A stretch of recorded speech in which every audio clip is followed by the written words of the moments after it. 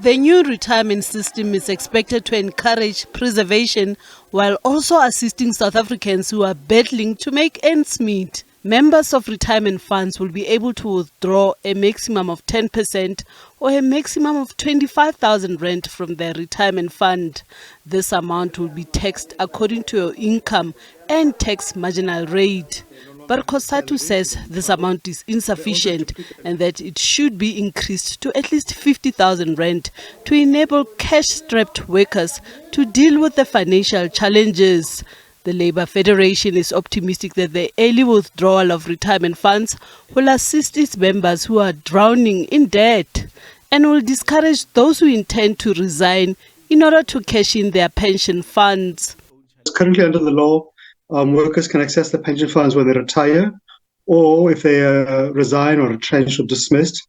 The problem with that is that it means workers who are drowning in debt, maybe there's just too much debt, they can't pay it off anymore, or they've confronted with some sort of family emergency, like medical emergency. Those workers who can't afford to manage those crises then resign to cash the entire pension fund. The problem then is that the worker is now unemployed, they no longer have a salary, so they're in trouble. They also deplete the entire pension fund, and maybe they didn't need to access all of it, but maybe just a limited portion. And that puts them into a crisis when they retire because they've got no pension left or not enough built up. The two-pot system will be divided into a vested pot, a savings pot, as well as a retirement pot.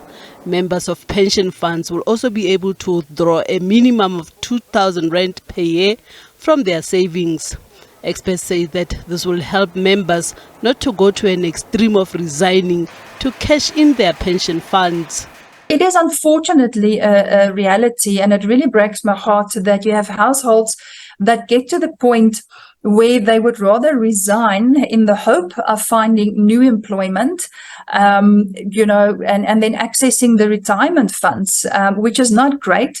Now, if we look at what the pot system, how that will contribute, you now don't have to resign or go to to those extremes.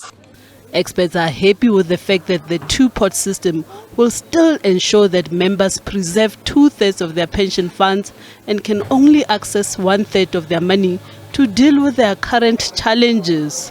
You know that 1/3 of that compulsory contribution investment that you have to make into the future, that is there for you to be able to take should there be a life emergency. And you could also take that in cash when you lose your job. You could also take that in cash when you retire. But as for the other 2/3, that will be invested until you retire. So even if you change jobs, even if you lose your job, there's such a thing as we call compulsory preservation. Members of retirement funds are urged to access this money unless it is absolutely necessary. The new legislation is expected to come into effect from the 1st of March next year. For now, government is inviting public comments on the draft legislation. Naledi Matlapeng, SABC News, Johannesburg.